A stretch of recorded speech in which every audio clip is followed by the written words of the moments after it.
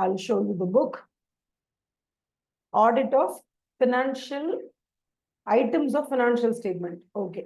Audit of items of financial statement. இதுதான் நமக்கு ரொம்ப முக்கியம் இப்போ. ஓகேவா? So when it comes to balance sheet and P&L items ரெண்டு கொடுத்திருக்காங்க. உங்களுக்கே தெரியும் பேலன்ஸ் ஷீட்ல இடம்பெறும் அனைத்துமே அடுத்த வருடத்திற்கு கடத்தப்படும். ஓகே. P&L கொண்டு வர எல்லா ஐட்டமுமே அங்கே உள்ள போட்டு சாகடிக்கப்படும். ஆல்மோஸ்ட் எல்லாமே 90% P&L வர எல்லாமே வந்து அந்த இயரோட எண்டோட அப்படியே சகாப்தம் முடிஞ்சிட்டு அப்படியே டெத் இல்ல மர்கை ஆயிடும். அதுக்கப்புறம் அதுக்கு அடுத்த வருஷம் நீங்க எடுத்துட்டு போறது பாத்தீங்கன்னா P&L அக்கௌண்ட்ல இருந்து ப்ராபப்ளி அடுத்த வருஷத்துக்கு மூவ் ஃபார்வர்ட் பண்றது என்னவா இருக்கும்னா ப்ரொவிஷன்ஸ் ஏதாவது ப்ரொவைட் பண்ணிருப்பீங்க ஃப்ரெஷ்ஷா உங்களோட ப்ராஃபிட் அண்ட் லாஸ் அக்கௌண்ட்ல இருந்து ஏதாவது ப்ரொவிஷன்ஸ் ஏதாவது நீங்க கொடுத்துருக்கீங்க அப்படின்னா அந்த ப்ரொவிஷன்ஸ் மட்டும் ப்ராபப்ளி பேலன்ஸ் ஷீட்டுக்கு போகும், அப்புறம் ப்ராஃபிட் பேலன்ஸ் ஷீட்டுக்கு போகும். மற்றபடி ஒன்றும் மேஜரா ப்ராஃபிட் அண்ட் லாஸ் அக்கௌண்ட்ல இருந்து பேலன்ஸ் ஷீட் போறதுக்கு வாய்ப்பே கிடையாது. ஸோ ஒவ்வொரு தடவையும் நம்ம படிக்கும்போது நம்ம ஞாபகம் வச்சுக்கணும், P&L account is an account where all the expenses is just losing its face value. அதாவது அதோட முகத்தை இழந்து, ஃபார் எக்ஸாம்பிள் இப்போ நீங்க இன்கம் ஏர்ன் பண்ணிருக்கீங்க, சேல்ஸ்ல இருந்து ஒரு இன்கம் வருது, இன்ட்ரெஸ்ட் இன்கம் ரிசீவ்டு, அப்படி என்னென்னமோ இன்கம் ரிசீவ் பண்ணிருக்கீங்க. அந்த ஒவ்வொரு இன்கமும் தனிப்பட்ட தன்னுடைய ஐடென்டிட்டியை இழந்து மொத்த இன்கமும் அப்படியே ப்ராஃபிட்டா மாறிடும். அந்த அழகுதான் வந்து அந்த P&L அக்கௌண்ட்ல நடக்கும். அதே மாதிரி எக்ஸ்பென்சஸ் மொத்தமும் தனித்தனியா அதனோட பேரெல்லாம் இழந்துட்டு மொத்தமா எக்ஸ்பென்சஸ்னு அதுல கரைஞ்சிடும். So total income total expenses அப்படியே கரைஞ்சு போக மிச்சம் இருக்கிற இன்கம் அப்படியே ப்ராஃபிட்டா மாறிடும். அந்த இன்கம் நீங்க இன்னும் கொஞ்சம் ப்ரொவிஷன்ஸ் ஏதாவது புல் ஆஃப் பண்ணணும், கொஞ்சம் வெளியில தனியா ரிசர்வ் பண்ணி வைக்கணும்னா எல்லா ப்ரொவிஷன்ஸையும் நீங்க அதுல இருந்து எடுத்தது பிற்பாடு பேலன்ஸ் இருக்கிறது ஒரு நெட் ப்ராஃபிட்னு வரும். அந்த ப்ராஃபிட் கொண்டு போய் நீங்க ஜெனரல் ரிசர்வ்ஸ்ல பத்திரமா வச்சுப்பீங்க. இது நார்மலா எல்லா வருஷமும் நடக்கிறது தான். இப்ப நம்ம என்ன சொல்லி கொடுக்க போறோம் அப்படின்னா அசர்ஷன்ஸ் அப்படிங்கிற ஒண்ணு. What is an assertion? Assertion அப்படிங்கிறது வந்து என்னன்னா ஒரு மேனேஜ்மெண்ட் ஆஃப் த கம்பெனி, ஒரு கம்பெனியோட மேனேஜ்மெண்ட் ஒரு பேலன்ஸ் ஷீட்டை ரெடி பண்ணும் பொழுது, ஓகேவா, எல்லா விஷயத்தையும் நேர்முகமா உங்ககிட்ட வந்து எல்லாத்தையும் விழாவரியா வாய் விட்டு சொல்லிட்டு இருக்க முடியாது, பிளஸ் எல்லாத்தையும் எழுதிட்டும் இருக்க முடியாது. அதனால விஷயம் தெரிஞ்ச மேனேஜ்மெண்ட்டும் விஷயம் புரியக்கூடிய ஆடிட்டரும் பிளஸ் அதர் ஷேர் ஹோல்டர்ஸும் ஒரு பேலன்ஸ் ஷீட்டை பார்த்தா அந்த இடத்துல ஒரே ஒரு லைன் கொடுத்துருக்காங்க, ஓகேவா, ஒரு இன்வென்ட்ரி இல்ல ஒரு லேண்டு இல்ல ஒரு மெஷினரி அப்படின்னு எடுத்துக்கிறாங்க. ஃபார் எக்ஸாம்பிள் ஒரு மெஷினரி இருக்கு அப்படின்னா மெஷினரி 2 crores அப்படின்னு போட்டிருக்காங்கன்னா அந்த ஒத்த வரி தான், ஒரே ஒரு வரி தான், மெஷினரி 2 crores முடிஞ்சிடுச்சு, அவ்வளவுதான் போட்டிருப்பாங்க. மேனேஜ்மெண்ட் மெஷினரி 2 crores தாண்டி எதுவுமே அங்க போட்டிருக்க மாட்டாங்க. ஆனா அந்த ஒற்றை வரி வந்து பல விஷயங்களை நமக்கு கடத்த ட்ரை பண்ணுது. So the management actually assertion அப்படிங்கிறது என்னன்னா what management is implying to tell the readers of financial statements. Financial statements படிக்கிற ஒரு நபருக்கு, users of financial statement, reader of financial statement, இந்த மேனேஜ்மெண்ட் ஒரு கம்பெனியோட மேனேஜ்மெண்ட் சொல்ல நினைக்கிற இம்ப்ளைடான விஷயங்கள் என்னென்ன. அப்ப அந்த இடத்துல மெஷினரி 2 கோடின்னு போட்டிருக்காங்க அப்படின்னா என்ன அர்த்தம் அப்படின்னு கேட்டீங்கன்னா, நம்பர் 1 என்ன சொல்லியிருக்காங்க பாருங்க. நம்பர் 1 இஸ் தட் மெஷினரி 2 கோடி அப்படின்னு போட்டா என்ன தெரியுமா அர்த்தம்? முதல்ல இந்த மெஷினரி உண்மையிலேயே அவங்களோட ஃபேக்டரியிலயோ இல்ல ப்ரொடக்ஷன் ஃப்ளோர்லயோ இருக்கு அப்படின்னு அர்த்தம். அந்த ஒரு விஷயத்த அவங்க சொல்ல அவங்களால 6 லைன் எழுத முடியாது. ஒவ்வொரு அசெட்டுக்கும் 6 லைன், ஒவ்வொரு லைபிலிட்டிக்கும் 6 லைன் எழுதுனாங்கன்னா பேலன்ஸ் ஷீட் கிளம்ஸியா ரொம்ப மெஸ்ஸியா மாறிடும். அதனால அவங்க என்ன பண்ணுவாங்க, லைன்ல ஒற்றை வரியில மெஷினரி 5 கோடின்னு முடிச்சிருவாங்க. பட் அந்த இடத்துல வாட் ஆர் தி இம்ப்ளிகேஷன்ஸ், அவங்க சொல்ல நினைக்கிற விஷயங்கள் எல்லாம் என்ன அப்படின்னா, ஒவ்வொரு அசட்டுக்கு பின்னாடியும் இந்த 6 அசர்ஷன் இருக்கும், ஒவ்வொரு லைபிலிட்டிக்கு பின்னாடியும் இந்த 6 அசர்ஷனும் இருக்கும். அது என்னன்னு பாத்தீங்கன்னா, நம்பர் 1 இப்படி ஒரு மெஷினரி நிஜமாவே இருக்கு, S it is in existence அப்படின்னு அர்த்தம். நிஜமா போய் வந்து பாருங்க, எங்களோட ஃபேக்டரியில வந்து பாருங்க இந்த மெஷின் அங்க இருக்கு அப்படின்னு அர்த்தம். நம்பர் 2 இந்த வருஷம் இல்லை, இதுக்கு முன்னாடியுமே கூட நாங்க இது வரைக்கும் எவ்வளவு டோட்டலா மெஷினரிஸ் வாங்கி இருக்கிறோமோ அத்தனை மெஷினரிஸையும் நாங்க இந்த பேலன்ஸ் ஷீட்ல மெஷினரி அப்படிங்கிற இந்த கேட்டகரிக்குள்ள கொண்டு வந்திருக்கோம். எந்த ஒரு மெஷினரி பர்ச்சேஸையோ இல்ல சேலையோ நாங்க ஒமிட் பண்ணல. கம்ப்ளீட்டா நடந்த அத்தனை purchase and sales, that is மெஷினரின்றதை பொறுத்த வரைக்கும் பர்ச்சேஸ் ஆஃப் ஃபிக்ஸ்ட் அசெட்ஸ், அதுக்கப்புறம் ஏதாவது டிஸ்போசல் ஆஃப் ஃபிக்ஸ்ட் அசெட்ஸ் எல்லாம் போக இப்ப எவ்வளவு இருக்கு மெஷினரியோட வேல்யூ அப்படிங்கறத நாங்க கரெக்டா சொல்லியிருக்கோம். நாங்க எந்த ஒரு டிரான்சாக்ஷனையும் ஒமிட் பண்ணல அப்படின்னு அர்த்தம். ஓகே, அதுதான் பாயிண்ட் நம்பர் 2, கம்ப்ளீட்னஸ் அப்படின்னு நம்ம சொல்றோம். Number 3, cut off. Cut off அப்படின்னா என்னன்னா, எப்போதுமே நீங்க ஒன்று நல்லா ஞாபகம் வச்சுக்கணும். ஒரு வருஷத்துல எவ்வளவு ப்ராஃபிட் ஏர்ன் பண்ணியிருக்கோம், ஒரு வருஷத்துக்கு எவ்வளவு லாஸ் ஆயிடுச்சு, இல்ல ஒரு வருஷத்துக்கு எவ்வளவு டோட்டல் எக்ஸ்பென்சஸ், ஒரு வருஷத்துக்கு எவ்வளவு டோட்டல் இன்கம், எல்லாமே இந்த ஒரு வருஷம் அப்படிங்கிற அந்த கணக்கை பொறுத்து தான் இருக்கு. இந்த ஒரு வருஷம் அப்படிங்கிறது ஏன் நம்ம சொல்றோம் அப்படின்னா, April 1ல இருந்து March 31க்குள்ள என்னென்ன நடந்துச்சோ அதை கன்சிடர் பண்ணி ஒரு இயரா கன்சிடர் பண்ணி அதை க்ளோஸ் பண்றோம். அந்த ஒரு இயர் அப்படிங்கிற அந்த ஒரு கன்சிடரேஷன் இருக்கிறதுனால கரெக்டா March 31 வரைக்கும் என்ன நடந்துச்சோ அதனுடைய பிரதிபலிப்பு தான் பினான்சியல் ஸ்டேட்மெண்ட்ஸ்ல, அதாவது பேலன்ஸ் ஷீட்ல இருக்கணுமே தவிர, நீங்க அதுக்கு அடுத்த வருஷம் ஃபார் எக்ஸாம்பிள் April 2 3 ஒரு அசெட் வாங்கியிருக்கீங்கன்னா அது அப்படியே March 31ல வாங்கின மாதிரி கணக்கு காமிக்க கூடாது. நீங்க சம்டைம்ஸ் கேட்கலாம், மேம் ஏன் நான் கணக்கு காமிக்க கூடாது? ஃபார் எக்ஸாம்பிள் March 31 ஒன்று நடக்கலப்பா, April 5 தான் நடக்குது, அதை கொண்டு வந்து யாராவது புஷ் பண்ணி முன்னாடி யாராவது போட போறாங்களா? அதனால என்ன மேம் லாபம் அப்படின்னு கேட்டீங்கன்னா, நான் உங்களுக்கு ஒரு சின்ன எக்ஸாம்பிள் சொல்றேன். இதை நல்ல மனசுல உள்வாங்கிக்கோங்க, மறந்துடாதீங்க. ஒவ்வொரு வருஷமும் ஒரு சேல்ஸ் டார்கெட் வச்சிருப்பாங்க.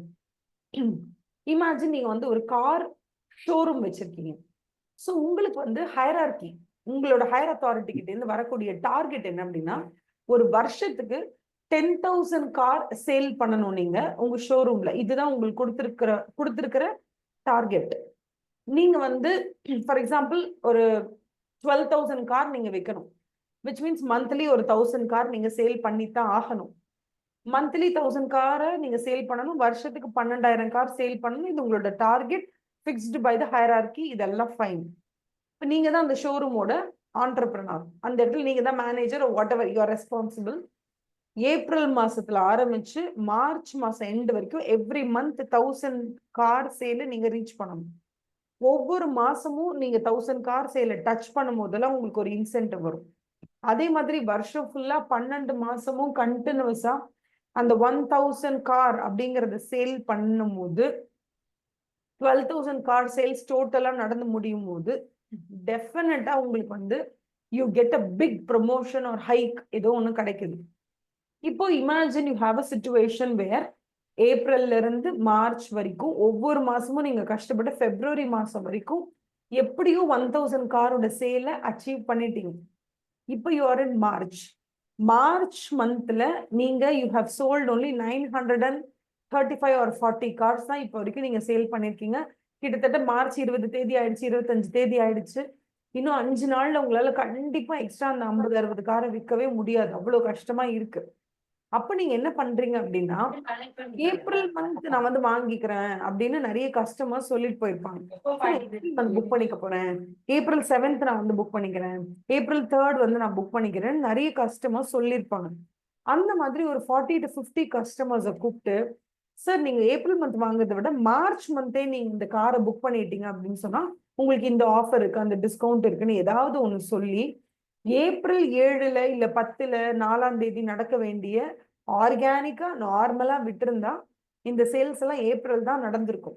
ஆனா இவர் என்ன பண்றாருன்னா, அவருக்கு ஒரு 40 கார் சேல் பண்ணாதான் அந்த 1000 அப்படிங்கிற மார்க்கை டச் பண்ண முடியும்ன்றதுனால இவர் என்ன பண்றாரு, ஆர்டிபிஷியலா நேச்சுரலா விட்டிருந்தா அது ஏப்ரல்ல தான் நடந்திருக்கும் அந்த சேல்ஸ் எல்லாம். ஸோ ஏப்ரல் ஃபர்ஸ்ட் வீக்ல ஒரு 40 கார் அவர் வித்திருப்பாரு. ஈஸியா ஏப்ரல்ல ஒரு 4-5 டேஸ்ல ஒரு அந்த 40 கார் வித்திருப்பாரு. அவர் என்ன பண்றாருன்னா, அந்த April 4ல வித்த கார் எல்லாத்தையுமே மார்ச்ல சேல் பண்ண வைக்கிறாரு, because of certain discount coupons and all that. இத சொல்லி ஏன் அவர் ட்ரை பண்றாருன்னா, எப்படியாவது மார்ச்ல ஒரு 1000 கார் அவர் கணக்கு காமிச்சிட்டார் அப்படின்னு சொன்னா he will be able to get that promotion or increment or incentive or whatever. இப்ப இங்க என்ன ஆயிடுதுன்னா, நேச்சுரலா நடக்க வேண்டிய ஒரு ப்ராசஸ நீங்க வேணும்னே புஷ் பண்ணி முன்னாடி இழுத்துட்டு வந்திருக்கீங்க. யூ புஷிங் இட், எப்படியாவது அப்படி ரிவர்ஸ் பண்றீங்க. ஏப்ரல் 5 வரைக்கும் நடக்க வேண்டிய டிரான்சாக்ஷன்ஸ் எல்லாத்தையும் மார்ச் 31 வரைக்கும் புஷ் பண்ணி அப்படியே இந்த பக்கம் இங்கே நீங்க புஷ் பண்ணி கொண்டாந்துறீங்க.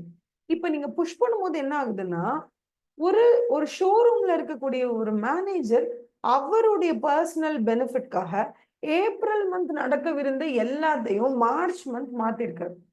இதனால மேம் என்ன மேம் பெரிய deal, what's the big deal அப்படின்னு நீங்க கேட்டீங்கன்னா, இப்ப ப்ராஃபிட்ஸ் இப்போ ஒரு ஷோரூம்ல ஒரு மேனேஜர் இப்படி பண்றாங்க அப்படின்னா, எவ்வளோ ஷோரூம்ஸ் இருக்கு, எவ்வளோ மேனேஜர் இருக்காங்க, எவ்வளோ அப்ப கணக்கு காமிக்கும் பொழுது ஒரு மேனேஜர் அவரோட பர்சனல் பெனிஃபிட்காக ஒரு 40 காரை வந்து 2026ல இருந்து 2025க்கு புஷ் பண்றாரு. Like how do you call, ஏப்ரல்ல இருந்து மார்ச்க்கு புஷ் பண்றாரு அப்படின்னா, அதே மாதிரி தான் அக்கவுண்டிங் டிபார்ட்மெண்ட்லயோ இல்ல மேனேஜர் கம்பெனியோட மேனேஜ்மெண்ட் என்ன பண்ணும், ஓ ஏப்ரல் நடக்கிற நிறைய சேல்ஸ் மார்ச்சுக்கு புஷ் பண்ணிருக்காங்கன்னு தெரிஞ்சும் அமைதியா இருப்பாங்க. பிகாஸ் அவங்கள பொறுத்த வரைக்கும் இந்த வருஷத்தோட எண்டோட ப்ராஃபிட்ஸ் அதிகமாச்சுன்னா அவங்களோட ஷேர் பிரைஸ் வந்து ஸ்டாக் எக்ஸ்சேஞ்சில் இன்க்ரீஸ் ஆகும்.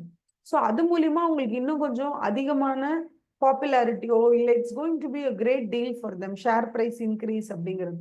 ஸோ மேனேஜ்மெண்ட்டுமே என்ன பண்ணுவாங்கன்னா அதை கண்டும் காணாம விட்டுருவாங்க.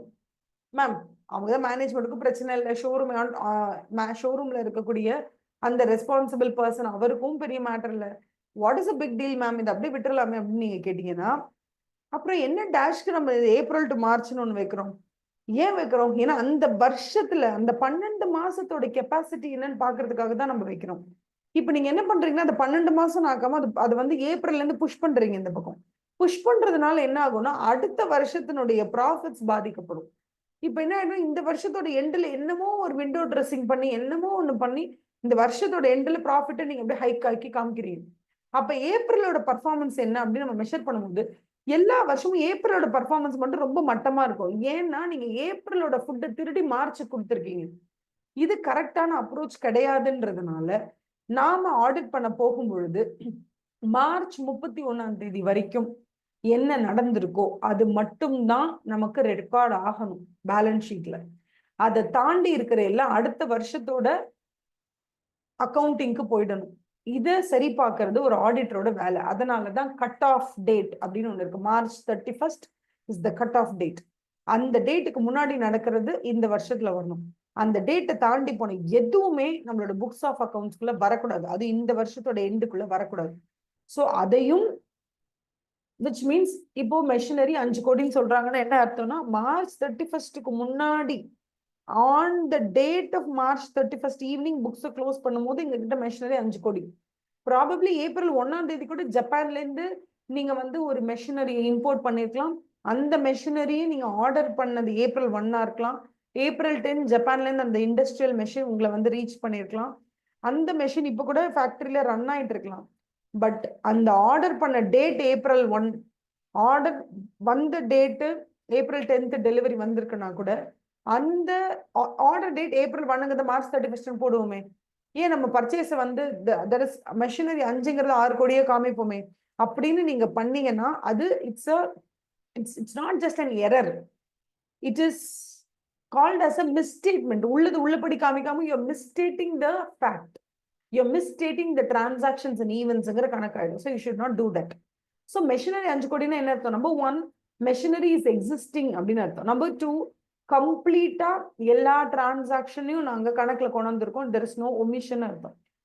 நம்பர் 3 மார்ச் 31st வரைக்கும் என்ன நடந்துச்சோ அதை தான் நாங்க சொல்லியிருக்கோம்னு அர்த்தம். நம்பர் 4 நான் மெஷினரி 5 கோடின்னு போட்டிருக்கேன்னா நிஜமாவே எங்க கிட்ட இருக்கக்கூடிய எல்லா மெஷினரியினுடைய கூட்டுத்தொகை, அதாவது accumulated figure, accumulated value it is 5 crores. நிஜமா தான். Machinery 1 30 lakhs, machinery 1 70 lakhs, machinery 2 70 lakhs, machinery 3 imported from so and so it is 82 lakhs. ஒவ்வொரு அசெட்டையும் நாங்க எந்த அமௌண்ட்டுக்கு reflect பண்ணியிருக்கோமோ that is the real valuation. We have not done any misappropriate. நாங்க பண்ணல, there is no என்ன சொல்றது முன்னுக்கு பின் முரணாவோ இல்ல நாங்க அது எதுவும் திருச்சு போடல, இட் இஸ் ட்ரூ அப்படின்றது சொல்லணும். ஸோ நம்பர் 4 என்ன அப்படின்னா அந்த மெஷினரி 5 crores அப்படிங்கிறதுல நீங்க இம்ப்ளை பண்ற இன்னொரு ஹிடன் விஷயம் என்ன, எஸ் வேல்யூவேஷன் இஸ் கரெக்ட் அப்படின்னு நீங்க சொல்றீங்க. அதுக்கு அடுத்தது நான் சொன்ன அதே அரிசி மூட்டை எக்ஸாம்பிள் தான். அரிசி மூட்டை குடவுன்ல இருக்கு, ஓகேவா, அதோட வேல்யூ ஒரு மூட்டை 1000 ரூபாய், that is all fine. But ஆடிட்டருக்கு என்ன டவுட் வரும், அந்த அந்த அரிசி மூட்டை உன்னோடதா, அந்த டவுட் வரும். அந்த மாதிரி Okay, number one, machine is in the factory. Number two, all the machinery purchases have been recorded. Number three, March 31st cutoff is remembered. Yes, valuation இப்போ வரைக்கும் உங்க ஃபேக்டரியில உங்களோட ப்ரொடக்ஷன் ஃப்ளோர்ல இருக்கக்கூடிய எல்லா மெஷினரியுடைய வேல்யூ 5 கோடி. Everything is fine. But auditor is having a doubt or he's not able to believe the fact that whether all the machines belong to the company or not. இப்படி அவருக்கு ஒரு டவுட் வந்துருச்சுன்னா அந்த டவுட்டை எப்படி நீங்க தீர்த்து வைப்பீங்க ஆஸ் அ கம்பெனி? ஸோ அப்போ கம்பெனியோட மேனேஜ்மெண்ட் என்ன பண்ணணும் அப்படின்னா, ஆல் த மெஷினரிஸை நீங்க பர்ச்சேஸ் பண்ண டாக்குமெண்ட், எந்த வெண்டார்கிட்ட இருந்து வாங்குனீங்கன்ற டீடைல்ஸ், எவ்வளவு ரூபாய்க்கு பர்ச்சேஸ் பண்ணீங்க, இது எல்லாத்தையும் ப்ரூவ் பண்ற மாதிரி you should have all the documents ready with you. அப்பதான் ஆடிட்டர் வந்து எல்லா டாக்குமெண்ட்ஸும் செக் பண்ணுவாரு. செக் பண்ணிட்டு he will confirm yes it belongs to this management, it belongs to this company. அப்ப ரைட்ஸ் அண்ட் ஆப்ளிகேஷன்ஸ் அப்படிங்கிற டாபிக் என்னன்னா, ரைட்ஸ் அப்படின்னு வரும்போது அசெட்டை பொறுத்த வரைக்கும் as it belongs to the company, அதுதான் அசெட்டை பொறுத்த வரைக்கும். ஆப்ளிகேஷன் பொறுத்த வரைக்கும் if I have got a liability from a bank, as this liability belongs to மீங்கிற மாதிரி கணக்கு. So that is why the heading is called as rights and applications அப்படின்னு சொல்லி. அதுக்கப்புறம் finally it is all about presentation and disclosure. For example, இதுக்கு முன்னாடிலாம் நம்ம வந்து என்ன பண்ணிட்டு இருந்தோம் அப்படின்னா, சும்மா ஃபிக்ஸ்ட் அசெட்ஸ்ன்னு போட்டு மென்ஷன் பண்ணோம். இப்போ அப்படி கிடையாது. ஹெட்டிங்க்கு பேரே நான் கரண்ட் அசெட்ஸ் அப்படிதான் போடணும். ஸோ கம்பெனிஸ் ஆக்ட்ல ஷெட்யூல் 3ல இப்படித்தான் ப்ரெசென்ட் பண்ணணும் அப்படின்னு சொல்லியிருக்காங்கன்னா, நீங்க அப்படித்தான் உங்களோட அசெட்ஸ் அண்ட் லயபிலிட்டிஸை ப்ரெசென்ட் பண்ணணும் பேலன்ஸ் ஷீட்ல. ஃபார் எக்ஸாம்பிள், இப்போ அசெட்ஸ் அண்ட் லயபிலிட்டிஸ் கூட போடக்கூடாது. Source of fund, application of fund அப்படிதான் போடணும்னா நீங்க அப்படித்தான் போடணும். ஸோ அந்த மாதிரி கம்பெனிஸ் ஆக்ட், ஓகேவா, ஷெட்யூல் இது படிதான் நீங்க பிளான்ட் ப்ராப்பர்ட்டி அண்ட் எக்யூப்மெண்ட் இந்த ஹெட்டிங் கீழே போடணும். பிளான்ட் ப்ராப்பர்ட்டி அண்ட் எக்யூப்மெண்ட் அப்படிங்கிறது நான் கரண்ட் அசெட்ஸ் கீழே தான் வரணும். ஸோ இதுதான் சப் ஹெட்டிங், இப்படிதான் classification. So heading, subheading, classification, presentation, the way you disclose the additional information that is required under Companies Act 2013, everything has to be done as applicable. இந்த 6 விஷயமுமே is called as assertions for balance sheet items. அப்ப balance sheet-ஓட captions எல்லாத்துக்குமே, whether it is an asset or a liability, balance ஷீட்டோட captions எல்லாத்துக்குமே ஒவ்வொரு கேப்ஷனுக்கு பின்னாடியும் either whether it is PPE or it is inventory or anything else for that matter, ஒவ்வொரு classes of ஒவ்வொரு அசெட்டுக்கும் ஒவ்வொரு லைபிலிட்டிக்கும் பின்னாடி இந்த 6 அசர்ஷனை அந்த கம்பெனியோட மேனேஜ்மெண்ட் உங்களுக்கு சொல்ல ட்ரை பண்றாங்க. உங்களுக்குன்னா யாருக்கு? அது ஆடிட்டருக்கா இருக்கலாம், அந்த ஃபினான்ஷியல் ஸ்டேட்மெண்ட் படிக்கிற யாரா வேணா இருக்கலாம். அவங்களுக்கு இந்த மேனேஜ்மெண்ட் சொல்ல ட்ரை பண்ற 6 ஹிடன் விஷயங்கள் இம்ப்ளை பண்றாங்க. டைரக்டா ஓப்பனா on the face of it திணிக்கல. பட் மெஷினரி 5 கோடிங்னா அந்த மெஷினரி 5 கோடிங்க அந்த ஒற்றை வரிக்கு பின்னாடி இருக்கக்கூடிய 6 இம்ப்ளிகேஷன்ஸ் என்னன்னா, yes it is existing completely, we are providing information, yes we follow cut off, yes the value is correct, yes it belongs to us, yes we own it, and then yes it is presented and disclosed as per Companies Act 2013 and other regulatory and legal framework. இந்த 6த்தையும் உள்ளடக்கியது தான் அந்த ஒற்றை வரி. அதுதான் balance ஷீட்டோட assertions. இதை ஒரு தடவை மைண்ட்ல ட்ரை பண்ணி அப்படியே மைண்டுக்குள்ள யூ ஜஸ்ட் என்ன சொல்றது, உங்களோட மைண்ட் முதல்ல அசிமுலேட் பண்ணிக்கோங்க இந்த விஷயத்தை. and then I will move forward with income statement captions. ஓகேவா?